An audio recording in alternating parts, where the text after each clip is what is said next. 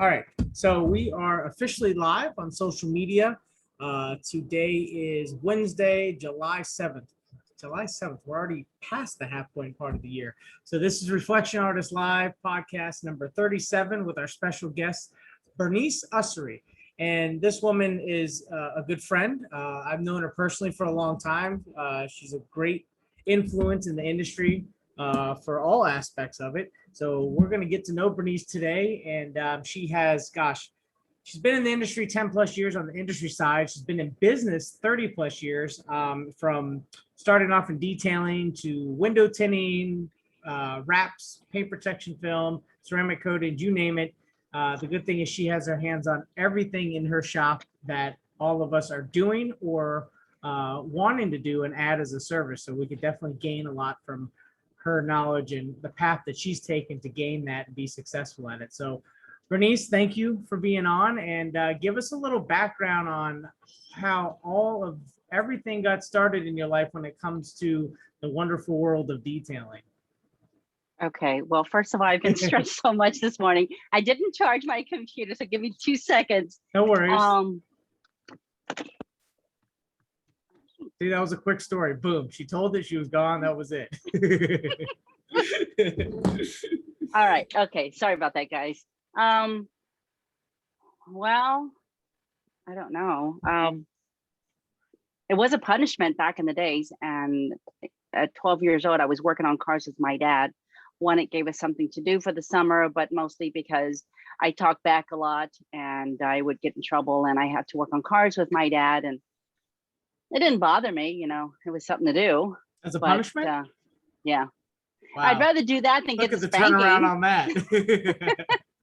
Yeah, my dad was pretty harsh with his spanking, so I was okay working on cars until I was 17. I thought, I'm tired of getting dirty. And, you know, there's a lot of friction between me and my parents. And I figured I'm done. And I told my dad, I don't want to work on cars no more. I'm stinky, I'm dirty, and I can't be a girl working on cars. I don't want to do this anymore. And I said, I'm going to be in corporate America and I'm going to be the big boss and everybody's going to do what I say. And well, that didn't pan out either. I just, you know, I did really good with corporate America. And my biggest sell was $198,000 for a really large job in Las Vegas. And it was for a window film. We created a new product. And I got a really nice commission check. And I thought, you know what, I'm going to invite all my friends and we're just going to party it up. And I'm going to drop $2,000. And I thought I was a bad person. I thought, wow, this is everything I've always wanted. And so when I got to STK and no one showed up and I had the $2,000 in my hand, and it was a pretty sad day. And I thought, wow, so corporate America doesn't pay off. Okay, I'm not going to get angry. I'm going to turn that around. And so I thought, you know what? Be proactive. Yep. I'm going to go and make that money again, but I'm going to do it on my own. And the money that they made off of that sale, because I only made a portion of it, I'm going to make that for myself because I've earned that at this point. And since I can do this, why can't I do it for myself? Yeah. And, you know, there was just a lot of turbulence throughout the moment I left home and making that big sale. But it was that big sale that really opened my eyes up to even more things. I've always been back and forth between corporate America and window tinting and detailing and back to corporate America. And it was always confusing and always, what do I do? What do I do? But every time I went to detailing, wow, I'd make so much money and I've had so many customers and I'd make so many friends. And then I'd go back to, yeah, I do. And then I just get tired of being stinky and dirty and sweaty. And I'm sweating now. And then I thought, well, what if I can be stinky, dirty, and rich? I mean, who gets to do that? Yeah. So I'm okay with it now. I finally accepted it. And being a girl, being sweaty and dirty, it's not very fun, but I've accepted it because that is my calling. That is what God created me to do. Is to help people and to help fix cars and make them beautiful, because I think I'm okay looking, but when I make a car look beautiful, it's like, oh, it just totally makes my day. So anyhow, but right at 17, I left home and I had never had a boyfriend. And so my first boyfriend was also my husband, and I had 2 kids with him. But I did not realize that he was involved in drugs and alcohol. And I had no idea of that world. I was very naive because we were very sheltered. And so things just got worse and worse as far as he wasn't coming home, and things got violent. And I ended up in the hospital several times because he was 6'2", and he'd beat me up pretty good. And I didn't like it, but I just thought, well, you're a wife, and that's what a wife does. You have to put up with it. Because my mom always says, wear makeup, learn how to cook, and always do what your husband says. I bet you guys would like that now, It's crazy. It's crazy how you know, whether it be, it doesn't matter the gender, right? Male or female, but how Right. somebody could, in a Absolutely. relationship, live a completely different lifestyle. You know, they could have their wife and family or husband at home with the family and could be into drugs, into this, into that, and then come home and play it off like none of that exists. And that Yep. family has no clue that they're living that lifestyle, especially when it comes to drugs. And people could cover it up so well. I mean, you know, not to get off subject, but I'll be out and Sure. about, and there's friends of ours that, between me and Jessica, she notices things that I don't notice because I don't know. I've never indulged in that type of stuff, so I'm kind of naive myself to seeing that when Yeah. people are messed up and people be like, hey, yeah, you know, he's on this and that, and I'm like, didn't even realize it. I just thought he was a little screwy. No, he's on drugs. I'm like, oh, well, that explains it. But so it's not necessarily naive, because if you're not one that does that stuff, then you're really not Yeah. exposed to know how that's supposed to look, right? Yeah. And that was the hard part. And after a while, he ended up bringing that stuff into the home, and he would lock me in the bedroom. And if I needed to use the restroom or get milk for the babies or get Pampers for the babies, I had to knock on the door from the bedroom, and he was in the living room. So practically I was banging on the door just to get out so that I could perform one of those tasks. And it was just really weird. And I thought, I feel like I'm in prison. It was strange. And just this one night, and he didn't come home for 3 days. And I thought, okay, this is my chance. Hopefully there's another woman and we can just call it quits, and I'll ask for a divorce. And I never saw myself going through a divorce ever. And, you know, it was a very horrible, turbulent thing. But he came home, and I said, you know what? Let's just forget everything. Let's move to Austin from San Antonio, and let's just make this work. And I don't know who you're with, but you obviously have hickeys all over you. So there's somebody. Let's just move. Let's just be done with it. And you had your fun, and let's go. And he's like, no, we're going to stay right here. And I said, okay. So we started to argue, and he's getting ready for work. And I thought, just one day, I just want to punch him. And well, that day was my day. And I punched him really good. And I picked up those babies, and I ran 2 blocks barefooted, and went to the fire station. I said, hey, lock the doors. He's going to kill us. He's going to kill all of us. And I said, we need to call 911 and get the cops here too, because he's going to kill us for sure. And so they hid us, me and the babies. My son was 4 months old. My daughter was 2. And the cops came in, what's going on? And all of a sudden he comes in, he tries to break all the glass to get into the building. And they arrested him. It took 5 cops to arrest him. And it was scary. It was very, very scary. And I called my aunt. She came over with her van. I got as much stuff as I could, and we left. And I wasn't thinking the fact that I didn't have credit. So guys, please create credit for yourselves. Take care of your credit. Don't ruin it, because it'll ruin your life. And I didn't participate in drugs or alcohol lifestyle, but I had no home. We ended up on the streets because my mom wouldn't let me stay.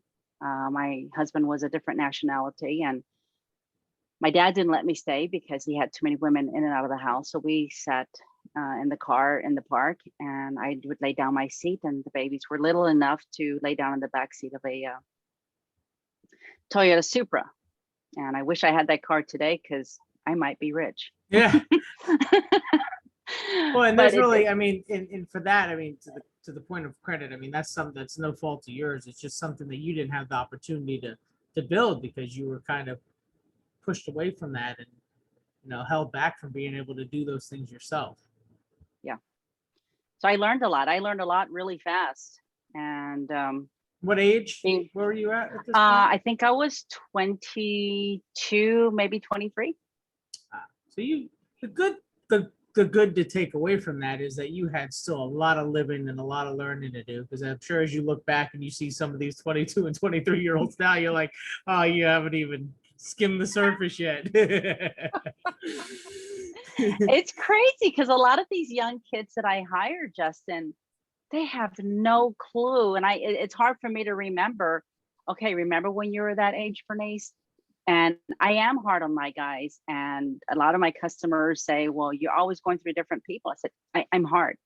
When you sit here and ask me for an opportunity and I'm going to be the best employee ever, and then you turn around and you're on your phone and you're walking around the shop all the time and not really being productive, I'll give you 3 chances and I'm going to be hard on you. So first of all, you have to earn your hours. You don't get to work here. If you want to work more hours and you want to work overtime, you have to be a producer. If you're not, you stay part-time here at Pure Luxury.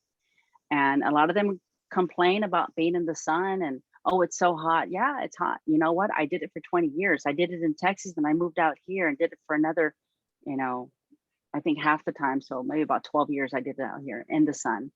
So I don't feel sorry for them. And I don't know, you can call it cruel, you can call it crass, but I'm a girl. And if I can do it, and you can do it too. So with picking up from sleeping in the super and all that, where did the opportunities start to fall in place for you to get yourself on your feet and start doing your own thing? Well, that was my house, Justin. So I always cleaned my house, and every day I was cleaning that place because we had, clothes all over the place, and I didn't want it to be dirty. I didn't want no one to know that I lived in my car. So I always made sure that it was nice and clean in case anyone went to lunch with me during the day, because I worked at a doctor's office. And then after the doctor's office, I'd go to the school, and I was going to school for business management. And then 3 or 4 nights a week, I did bartending at a local bar. It was a pool hall. So I enjoyed playing pool, and I learned how to play pool, and I learned how to make money and hustle these guys for pool games, I was not going to be broke. I was not going to be broke, Justin. I was already embarrassed enough that I was living on the streets. It's like, wow, an AB student, you excelled in sports. And I mean, to this day, my dad told me yesterday, because he came in town, he says, you still have those swimming records up at the swimming pool. And I was like, really? I had no idea. So it was kind of nice knowing that That's no one's awesome. been able to break those records. But I knew that I had something. I didn't know what, I didn't know how to get there. I knew what I wanted, but I didn't know how to get there, Justin. So I thought, you know what, I'm going to try everything. It's kind of like going for a test drive, going to buy a car. You know what you want, but you don't know exactly how you want to feel. But when you're test driving cars, that one feeling like, oh wow, this picks up speed really fast, that's the car I want. Yep. So it was detailing. This man taught me how to, and I'm going all different ways because I have so much stuff going through my head right now. But I remember this realtor, he was a commercial realtor. He says, hey, do you know anybody who does tile? I'm like, oh yeah, I do tile. I'd never done tile in my life. And he's like, well, I need this floor laid. I need some wood floors. He goes, can you help me? And I said, yeah, I can help you. And I said, can we exchange? And, maybe I can live in the place where I'm fixing. That way it's easy for me to get to and from work. So I quit my daytime job, started working for him, had a place to live. And after I fixed, he had a fourplex, so I was fixing all of them. And after I was done with the 4th one, I was really scared to finish the job because I thought, crap, he's going to throw me out and I still have no credit. So I had an issue. I couldn't sleep. I was asleep for 2 hours and I'd wake up and everything he'd give me, I'd be done by the next day. Come to find out I had a thyroid issue, and that's why I wasn't sleeping. But I got the work done, and that was the hard part because I was scared now. I had no place to go. And I said, hey, is it possible to give me some credit so I can get an apartment? I don't have any credit and I can't get an apartment with my kids. And he's like, oh, I can take care of that for you. So he went to talk to some apartment people, and I was able to get my first apartment. And it was good, but that also started a turbulent place. My ex-husband found out where I lived, and we ended up moving 21 times in 2 years. How many? And in 2 years, 21 times. Holy moly. I can pack like no I was other, going to say, Justin. I'm surprised you didn't start a moving business. I got detailing, but we also rent some U-Hauls. And if you need need a hand, I know how to pack like no. Oh, it was crazy, but I got attached to nothing. And that That was can make another you thing. super strong in so many different ways, by doing that.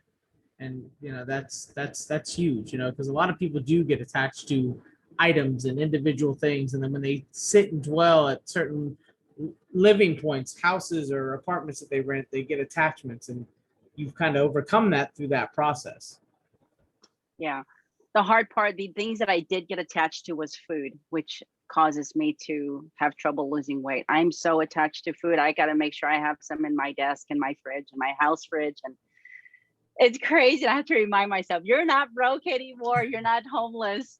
But the homeless part was hard because I didn't have a stove. I couldn't cook. And so we learned how to barbecue, and Texas barbecue is amazing, guys. You can get to Texas and have some of that barbecue.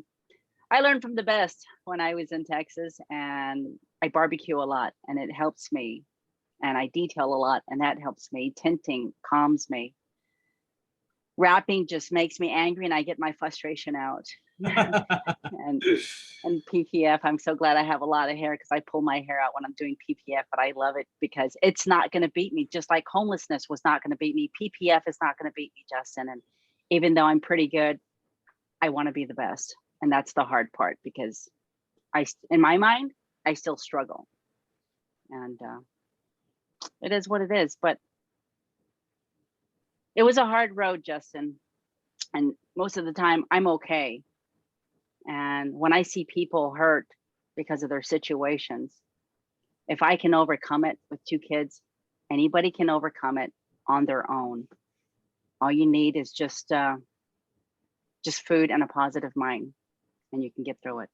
Yeah, because all those negatives will do nothing but fuel the fire. Yeah.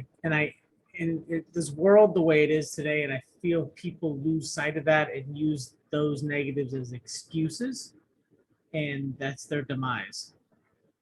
You are correct. Oh my gosh, Justin, you are so correct right there, because I've gone through 3 employees this past month that use exactly that. And I'm saying, I don't want an excuse. I don't want to hear an excuses. How I did this, I don't know, but I didn't make excuses. And I learned that through Tony Robbins. He says, interview 10 people of things that you'd like to do in life, people who are successful in the things that you want to do in your life. And so when I read that, I thought, okay, well, I'll interview people. And I really wanted to be a brain surgeon because I love cutting, which goes into my tinting and PPF. Yeah. And I really like cleaning. So let me see if I can get a hotel person who is head of house cleaning. And so I thought, well, no, I can do that for cars and do it for myself. And so that kind of correlated there. And just, I don't know, just jobs, all these people that I interviewed, all related to the things that I do today. So I took all of their skills and all of their successes and I imported it into my business. And I'm super happy. And my customers are happy. I mean, getting female detailer of the year, gosh, Justin, that's the best thing that could ever happen to me. I never expected that. But I always said, you know what? One day I'm going to make sure that some female gets an award, because we work hard in this industry to work next to you guys. Some of us are not as good as you guys, and some of us are a little bit better than you guys. But I wanted to work with my friends. And you guys are my friends. And I realized that working at one of the large manufacturers, that the guys were my best friends. Women, I don't know, I don't get along with them because I'm not into the makeup and the hair and all that, getting my nails done. And it's fun, but it's not important to me. You still do a good job at it, though. Yeah, with my uncombed hair, I haven't combed for a week. Yeah. Okay. Thanks, Justin. But I have fun hanging out with guys. I have fun getting greasy. I have fun making money. I have fun getting into those engines and doing fun stuff.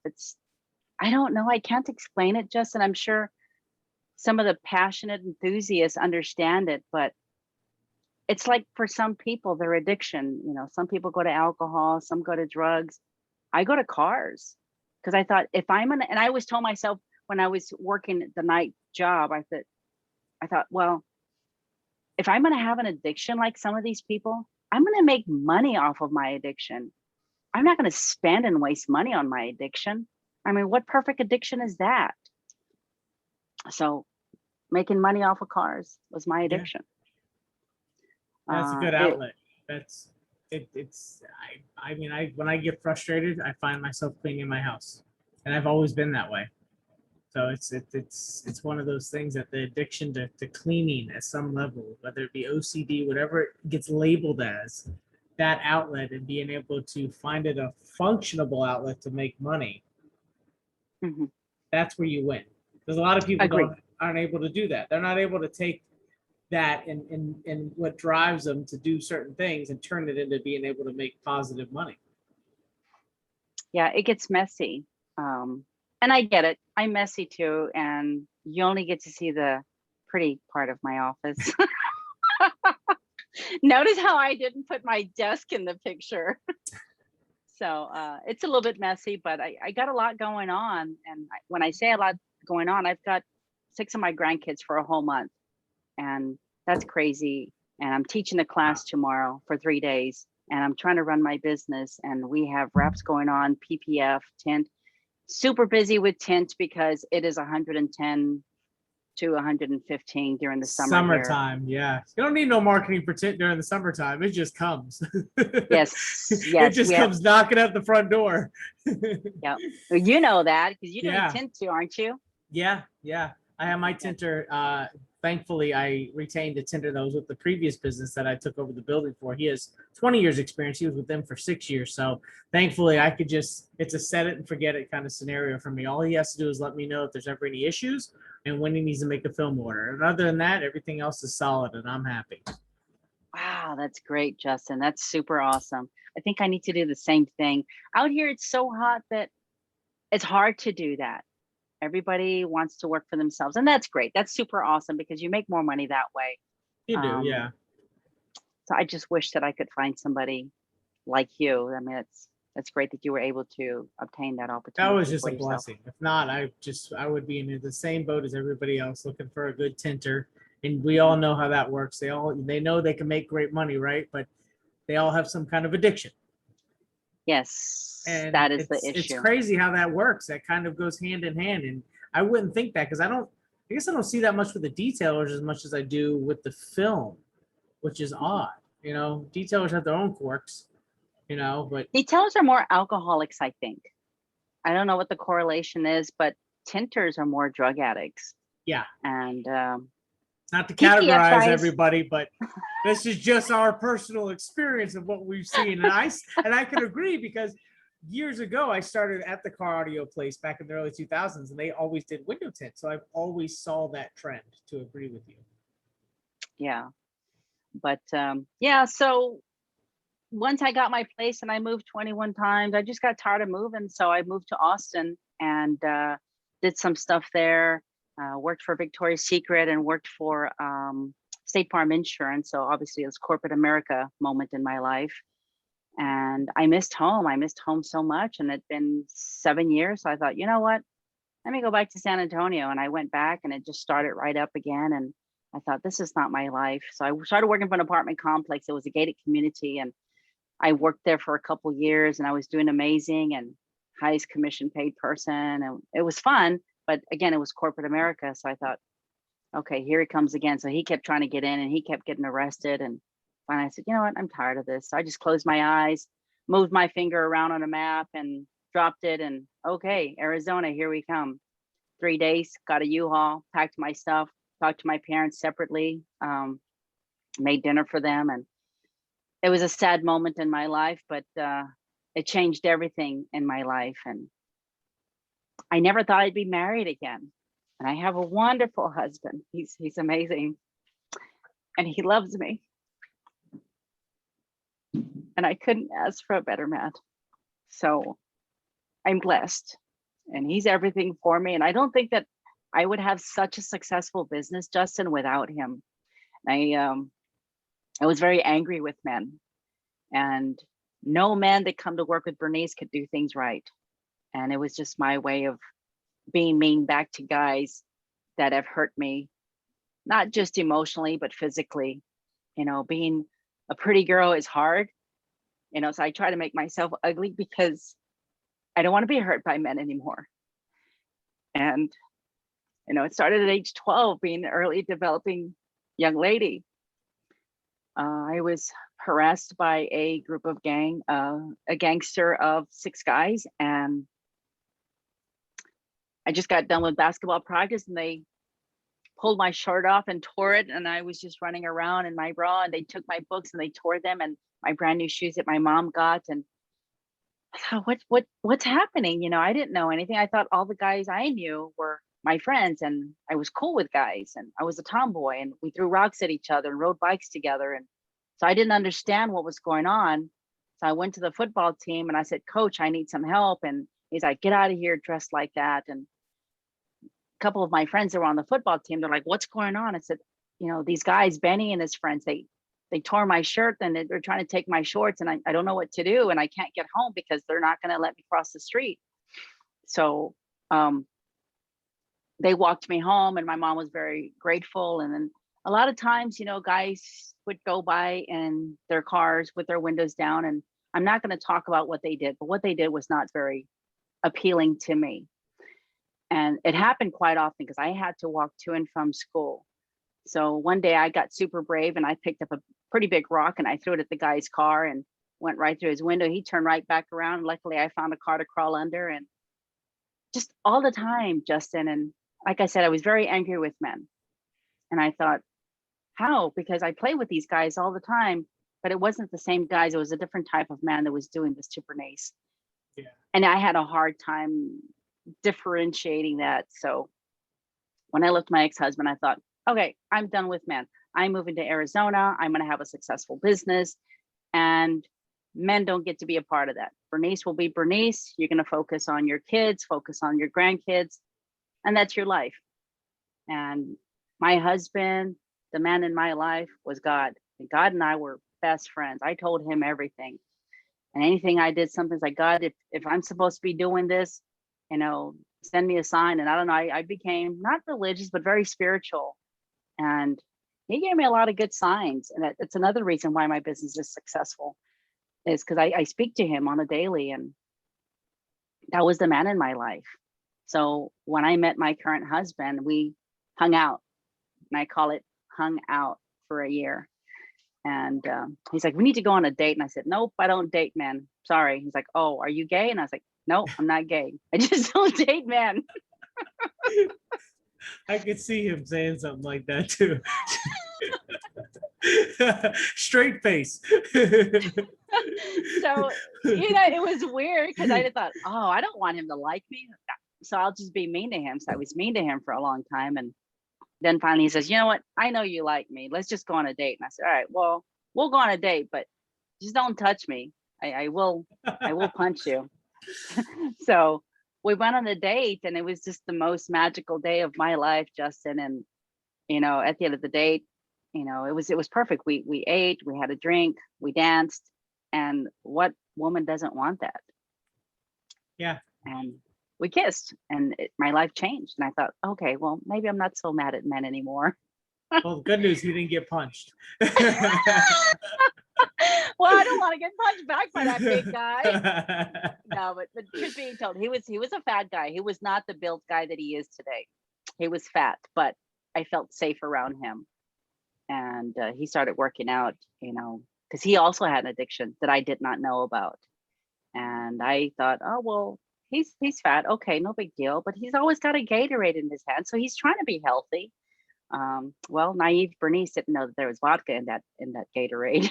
So, okay, so he held his own well, and he was an alcoholic. He was a drug addict and a pill popper, and I didn't know all those things.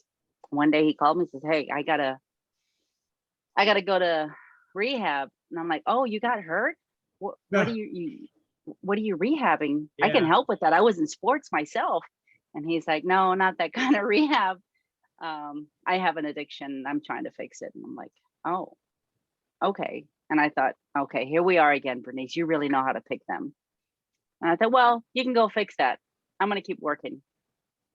And it got turbulent for a while, but not out of control like my ex-husband. So I thought, well, let me At just least he move was to up Vegas. front with you. Yeah. Yeah. So that was important to me. Yes. So I moved to Vegas for a few years, and that's when I did that big Las Vegas job. So that was kind of cool. And I kind of just left him alone, but we kept in contact. So every weekend, either I would come here or he would go over there. My kids had moved on. My daughter had moved back to Texas, and my son was still with me, but it was like 17, 18. So he was good on the weekends by himself. And I moved back after that big job because my boss gave me no credit. And he made it this big write-up and did a story in several magazines, and I didn't see my name, and it broke my heart. And I thought, you know what? It's my 2 weeks notice. And I went back to being me, working on cars. And it hit me hard for a couple years. And I thought, you know what? Let me get revenge on this. Let me go do some big stuff and change a few things, because that's not the story I wanted for Bernice. And I really went hard, Justin, to become one of the best female detailers that I knew, to become one of the best female tinters that I knew. And I thought, well, if I can become the best all-around shop that I can be, I may be the best, I may not, but I can try. Yeah, and you could strive for that, and it's one of those ideas of, you know, shooting for the stars but landing on the moon. You're still in a good position. Oh, absolutely. And so last month was really amazing. And I'm still on cloud 9 with that, and I don't know what to do with it. And everybody has a lot of ideas, and I'm still having a hard time talking about it, because it's one of those things where you say, oh, I want that Lamborghini, I want that Lamborghini. And then you finally get the Lamborghini. It's like, oh, what do I do with this? Where am I going to drive with this thing? And it's just date night. That's about it. That's all you're going to use it for, right? Right, exactly. It's going to sit in the garage and you're going to look at it all day long. Like, damn, I got that. Now that's it. It's just to use it every so often. Damn, it wasn't all it's cracked up to be. So Tim and I started this program. Go ahead. I was just going to ask you, as far as I remember hearing the story for how you came up with the Pure Luxury name. So I just wanted to kind of, you know, have you express how that came about and tell me the story on that, because I do enjoy hearing that. Well, at age 28, when I was in Austin, I started recreating my business, because I left it in San Antonio, moved to Austin to corporate America, and I thought, I'm going to jump back in. So I thought I needed to sound really good. I just needed something different, because just luxury detailing, diva detailing just weren't working for me anymore. And so I thought, well, I read the book of Revelations, and I'm scared. And if you've never read the book of Revelation, it's pretty scary. And it woke me up, next to the Awaken the Giant from Within by Tony Robbins.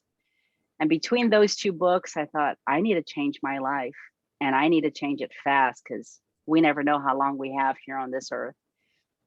I wanted to make this earth my heaven. So I thought, okay, well, God's my best friend now, and I want my best friend to be part of my business. How do I do that? So I thought, well, I'll call it divine detailing. It'll be good. And I thought, oh, but I can't put tint into that. So I thought, no, that's not going to work. And then friends of mine told me, well, that's using God's name in vain. That's really dumb, Bernice. And then I felt really bad, because I didn't want to use my best friend's name in vain. And so I thought, well, what does God represent? You know, he definitely represents purity, but purity detailing didn't sound right either. And I thought, he's pure. He's definitely pure. And I want pure things and pure thoughts for my life. So I thought, okay, well, that'll be part of my business name. And luxury came from, well, I work on nasty, ugly cars right now. What kind of cars do I want? Well, I want luxury cars. I want a luxury life. I always want to feel luxurious, because I'm tired of feeling stinky. And if I work on the luxurious cars, then maybe I won't be as stinky and dirty and gross as much anymore. And there came Pure Luxury. And I wanted to incorporate tint and detailing, because I was always a detailer. So Pure Luxury tint and detailing services, because I wanted to add other things. I just didn't know what I wanted to add. So I added services to it. And that's where that word name Tint comes was from. pretty straightforward for you because you already had an idea that you wanted to be involved with tint, and Yeah.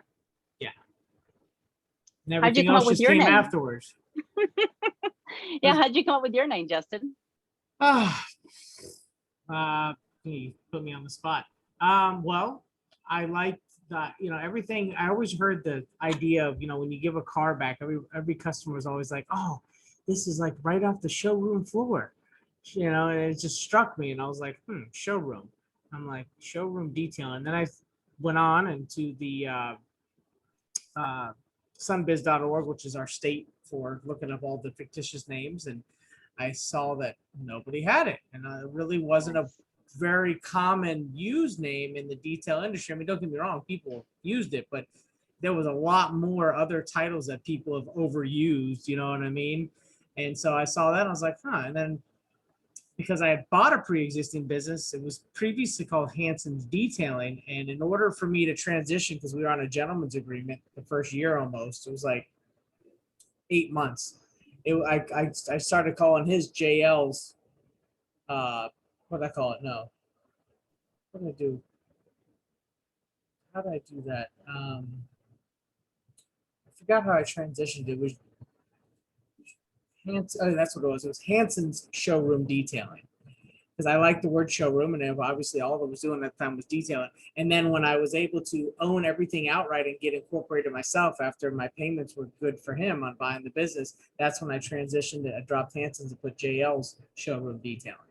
And that's how I overall came up with the name, because it worked for the business side, but it also worked for the title of what I wanted the business to be called. And then even that with the new business, adding window tint, PPF, having the storefront, that's where I didn't want the auto spa, because I feel like auto spa was just overplayed, overrated, and it was used too much for other brands.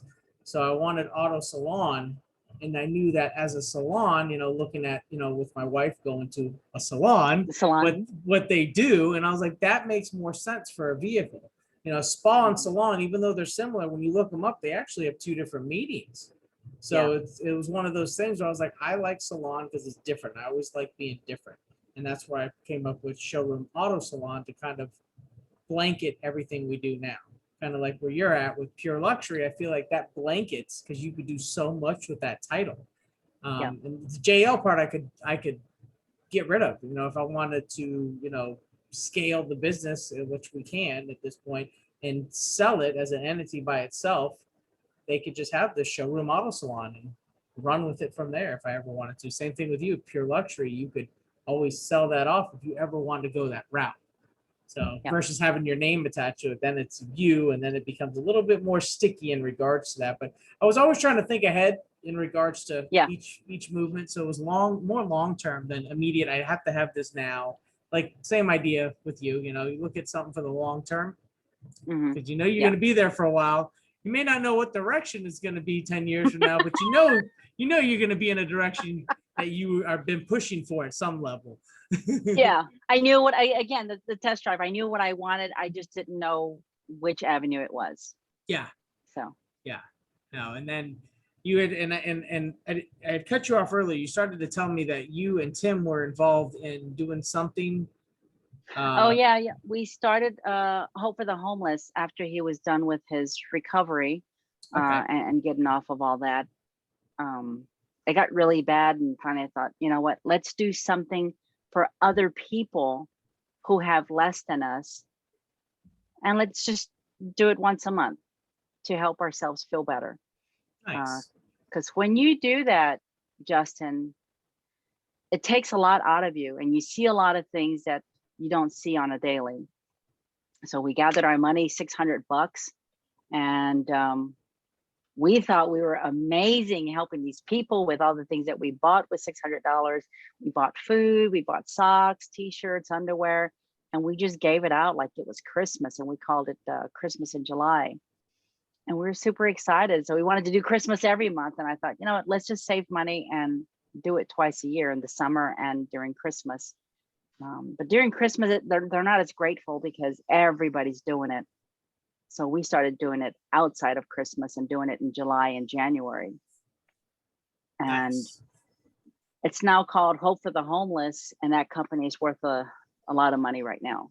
And we partnered up with an attorney past couple years, and it's just growing at a phenomenal rate. And it's not only for us anymore, but we always invite a lot of people who don't feel good about themselves. Like, hey, why don't you come do it this Sunday with us? We're going to pack some backpacks with food and snacks and toiletries and Band-Aids. And we're going to take it downtown afterwards. And they don't know what we mean by downtown until they get there. And it's like the shock factor.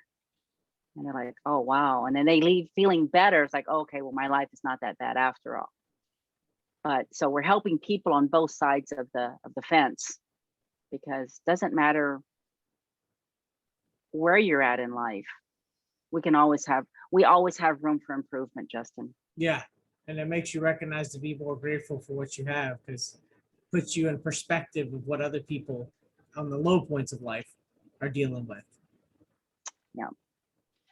And so we do it. We do it here at the shop and help the homeless that walk around the shop. And by our house, we really don't have homeless, but we do a lot of stuff downtown. And we're now working arm in arm with the food bank. And we have a lot of people coming towards, hey, can we get together on this or that? And we try to be selective because we don't want anybody hurting Hope for the Homeless, and we don't want anybody exploiting the people that we go to visit on Sundays downtown.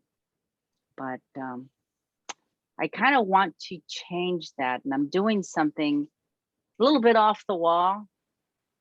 Call it good, call it bad, but I thought, you know, through all my years of being treated not so well by men, just so they could benefit themselves, I thought, let me help some of these women, whether they're a prostitute, whether they're homeless, whether they've been in domestic violence. I'm creating this group. The city of Phoenix, what is he, a financial officer, is a customer here. And he says, well, I can help you get some money. The people over at one of the local automotive schools said, hey, you know what? We have a space for you whenever you want to start teaching.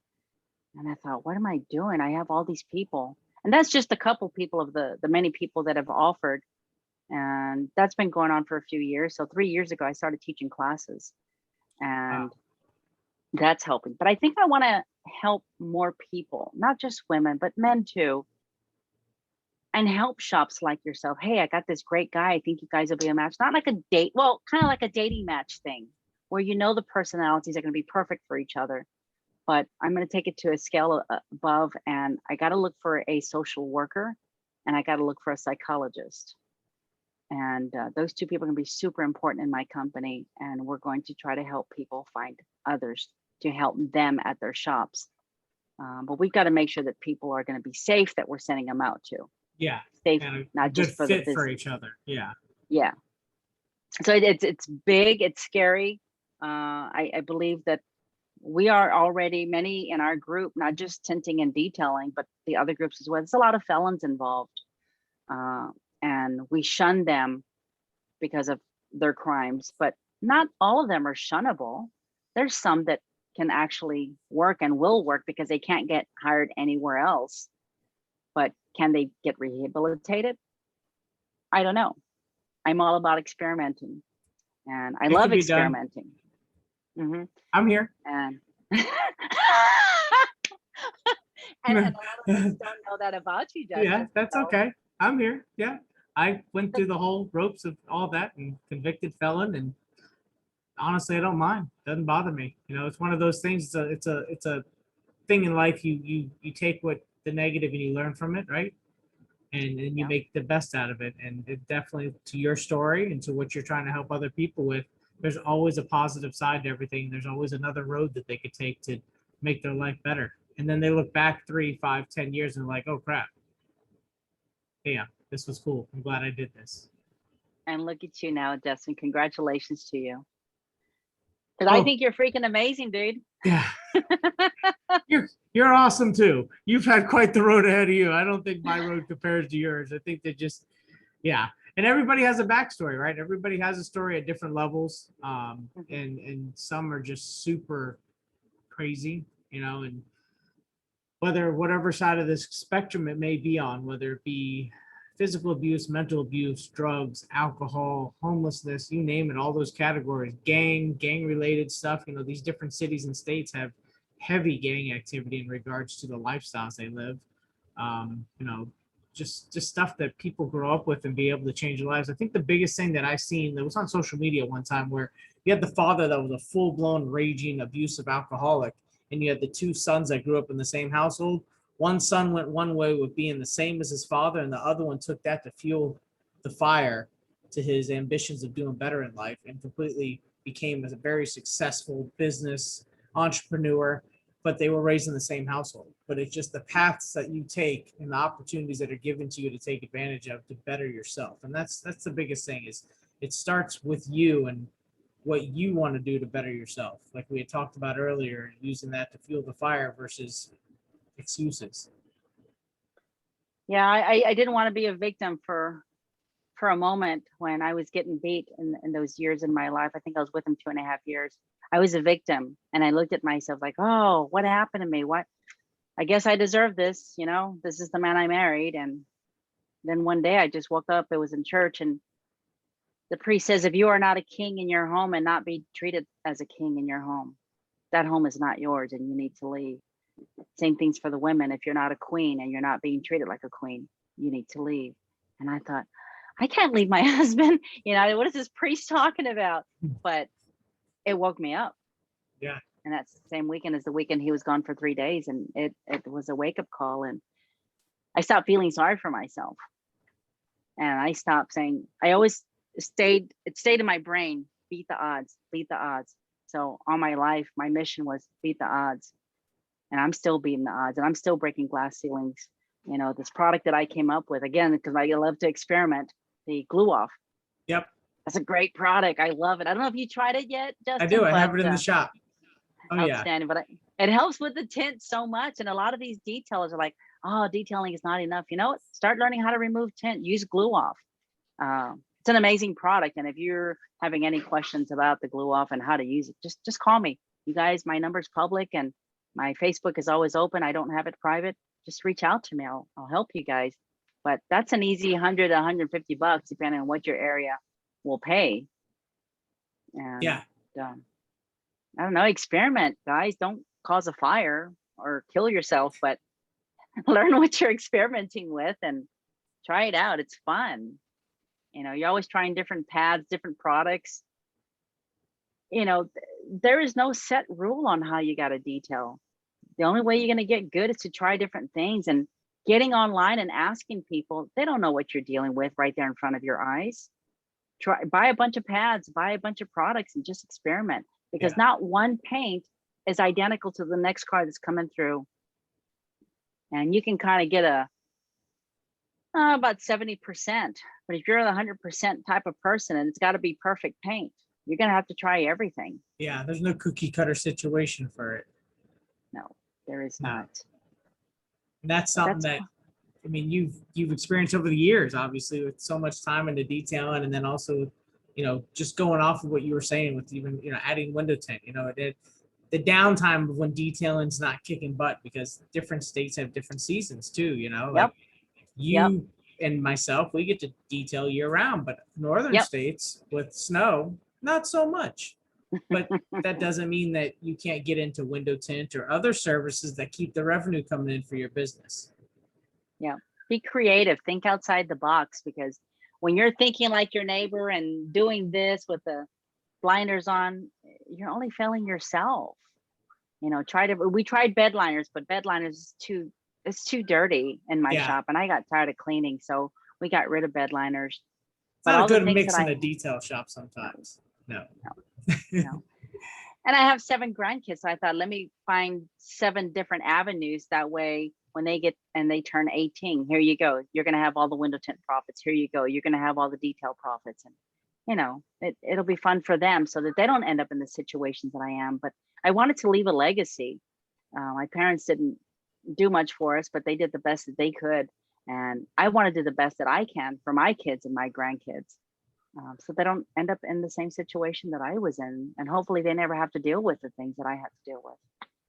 Now, I'm sure adding on, you know, going from being a detailer, right? You had so much time invested, and you've learned over the years, especially with how much the industry has transitioned, you've evolved with that. You've attended events, you've been part of, different groups, and being able to have that continued education in that aspect. But I'm sure as you added on tint, that was a learning curve in itself. And then you started to get that under your belt. But then the wrap and the PPF, that was probably very frustrating in the beginning years of taking that on.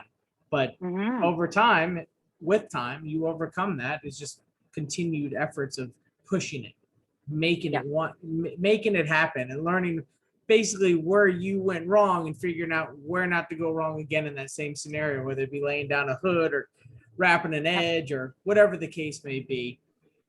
Correct. And, yeah.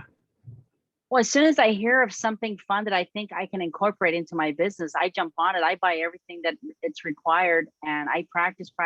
So by the time people start talking about it, hey, by the way, we do this. And in my mind, I feel like we're good enough to be marketing as professionals. So I'll do stuff for between 2 and 4 years before I start marketing it, because I want to get pretty good at what I do, because you can't market something and do crappy work, I think. But I think you guys should try more, push yourselves more. A lot of people don't push themselves anymore. I think it was just the mindset of being in sports. You always have to push yourself and get to the next level and break that next record. And it kind of stayed with me. So I'm always trying to push to get to the next level. Push to try to get into something better. And I'm almost there, Justin. I got one more thing to do, but I'm almost there. That's awesome. And it's crazy to say that, because I know being at these shows, I'll get, whether it be detailers or whatever it may be, come up and they're like, oh, I'm content. I get my certain amount of vehicles in per week, and we do this and we make that amount of money, and everything's just fine. I'm fine just being a little shop, a little guy by myself. And I'm thinking to myself, I'm like, how can you just be content with X amount and you cap? And you're by yourself. If something goes wrong, you're screwed. You can't bring any money. You're not setting a legacy for yourself. Yeah, you had a cool story, but what did you do to leave behind after that? There's some of that stuff doesn't make any sense in the mindset that some of these, and you shouldn't say, it's not even a gender thing, these human beings that are in this space, they're there and they're just there. They're just there making a little bit of noise, and then that's it. They're not leaving anything behind. And it's just crazy that people have that mentality not to want more. And you know what, Justin? I'm okay with that, because if they want it more, then I couldn't get more. So I'm okay with that. I don't judge. I would have to 100% agree. Well, you don't want more? That's okay, but I do. You're not going to eat that? I will. I'll eat it. and not to be mean, but yeah, that's how I feel. And there's a lot of little car washes opening up, and a couple of little detailers open up in the area, and I'm okay with it because I get to fix all of those. Some people are like, oh, all these car washes, aren't you nervous? Are you going to end up moving? It's like, no, I'm going to take what went wrong and I'm going to fix it. So I'm okay, because now they're feeding me is how I look at it. Or at least that's what I tell myself. They're feeding me. Yeah. So I'll take it. Yeah. And it's helping with a little bit more consumer awareness on what the difference is, right? Because if they never get shown a difference, then they'll never know a difference. Yes. And I can always show them the difference every day of the week whenever they walk in. Absolutely. Now, with where you're at now, you have the size of your facility, the services you offer, and how many employees. Or mention that for me, just so people could see the operation that you have. I have 4 employees, and I have a very small shop, and I think that I've outgrown it, Justin, but it's comfortable for me. I have 2 bays. It's 1,500 square feet. And even though online it looks like a bigger shop, it's really not. I'm looking at a 5,000 square foot shop, but it's like, that means growing again. And if I'm going crazy right now trying to keep up, can I keep up with that stuff? And I don't know. I'm on the fence about that, because even though I can bring on 10 more employees, even though I can jump into a 5,000 square feet, so I don't have to park cars outside at night, do I want that? Or am I doing good and I'm comfortable now? Because I never want to see myself doing comfortable, but I never want to see myself fail either. So that's a good question. That's where I'm at right now. I think you just answered your own question. You know, you're comfortable and you don't want to be comfortable, but just like any leap of faith, right? It's always scary to bring things to the next level, but that's how you know you're going to bring it to the next level, because it scares you. Yeah, well, the cool thing is getting into that 5,000, and you're right, Justin, but the cool thing about that 5,000 square foot building is that I can hold my classes and the shop can still run. Right now, I can't do that. Tomorrow, I have a class. I have a paint protection film class going on. And these guys, all they get to do is clean and wrap a car. We can't do anything else because it disturbs my students. And my students are very valuable to me because they are the ones that are going to help me leave that legacy. They're the ones that are going to help this tree grow bigger. And I think that there's a lot of money left on this table, and a lot of people are not asking for the correct amounts just because they say, well, I'm just going to feed the family. That's all I need, just this much. I used to be one of those people, just to feed the family, just enough to pay the bills. But now it's like, no, no, no. I want enough for that. I want enough for the school. I want enough for my Aston Martin. I want enough to help feed the homeless. I want it all. And if you're willing to leave it on the table, I'm willing to take it from you. Yeah. And it's not a dog eat dog world. It's just, well, you left it there and you didn't want it. So I took it. And even though it sounds ugly, it's also not there. It's just honest, because you're getting what you want, and that's fulfilling the things that you feel are priorities in your life. You know, helping others, you know, having the luxury things that you want, that you've earned, and being bigger and better. So you have that legacy to leave behind. Being bigger, I don't know. Being better, I don't know. That's that. I'm going to win that race, Justin. Yeah, exactly. That's why you're going to move into that 5,000 square foot shop, so you could do that. Yeah, yeah. I should invite all my friends and you have the backing for it. You have the support. It can be done. Trust me. I speak from experience. I went through the same thing, and it's, you know, it can be, yeah, it's intimidating, but you can do it. Yeah. How long did you hem and haw about that? And what was the deciding factor? You know, I didn't think it was obtainable. It's funny because when I bought the business, when it was off right down the street before I moved into this space, it only took me like 2 months before I moved into the space I'm at. But point is, we'd always drive by during lunch when I worked for the gentleman I bought the business from, being like, oh, wouldn't it be cool to have a detail shop there? The name of the company that the business was called Highway Hi-Fi. They've been here since 1981. And they did a car audio, window tint, all the 12-volt electronic stuff. And I was like, yeah, that would be really cool. And then I got the spot of 1,800 square feet. And then that went into 2,500 square feet. But I always had customers say, oh, eventually you're going to take over that building. I'm like, that's $1 million plus property. There is no way. That's unobtainable. Not ever, right? And then he put up a sign, because there's a lot next door to us that was a retention pond that they've leveled out. Now they're putting a brand new 7-Eleven there. But he kind of he owned the property in the building, but he put a sign up for sale just to kind of see what he could get for it, get some feelers out in the market, right? Because if there's going to be a big corporate store that goes there, they're going to put some coin out to buy the property next to him probably, right? Why not take advantage of that when you're an owner? And I think he settled on the idea of being able to possibly sell. So I started just entertaining. I was like, oh, what would it take? And then it didn't seem very realistic. And so I reached out to people that are in our network, and I talked to people that we know in the industry that are manufacturer owners that, you know, started. And I said, hey, what do you recommend I do? And this is my situation. I'd like to get bigger. I'd like to get this building. And they just gave me some ideas. And it was 2019 Air Force One when I talked to quite a few people there. And then I talked to Rich from Buff and Shine. And it was just knowing that these guys started young and they were entrepreneurs and they were successful, and they've also had their hiccups in life, just like we all do, right? And they just picking their brains to be like, this is the path you want to take. And if this doesn't work, then try this. And if this doesn't work, then try this.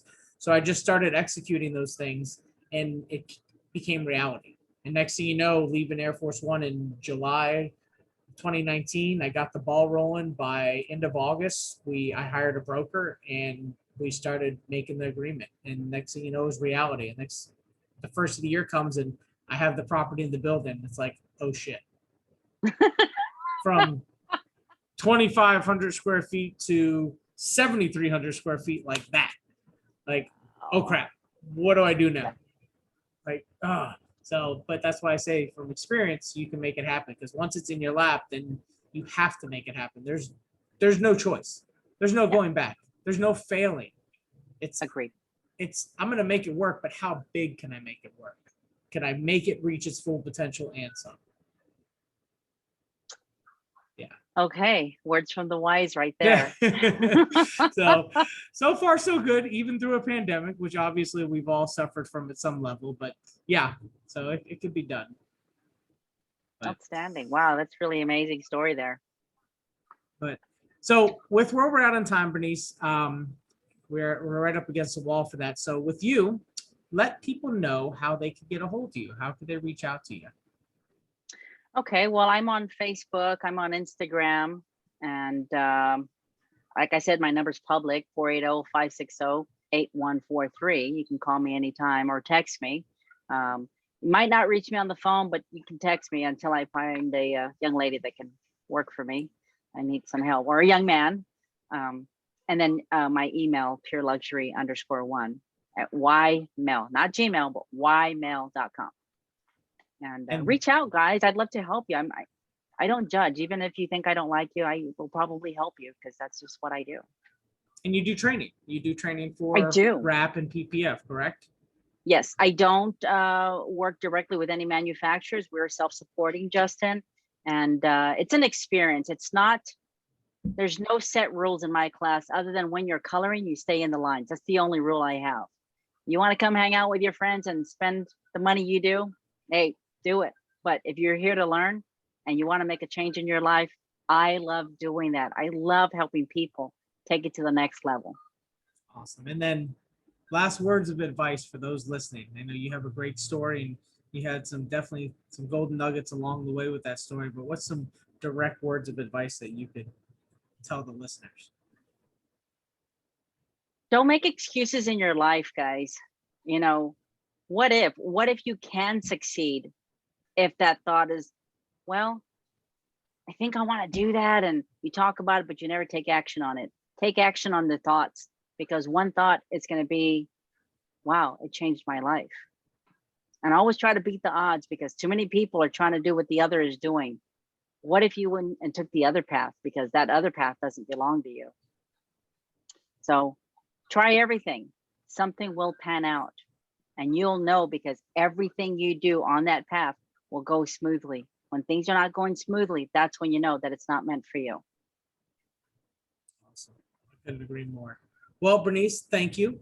And we appreciate having you on for Reflection Artist Live podcast. Again, you are number 36, which is huge, because we're starting to gain some traction and momentum. So we're hoping that definitely a lot of, in the industry, people listen and at their time when they have, whether it be audio or video.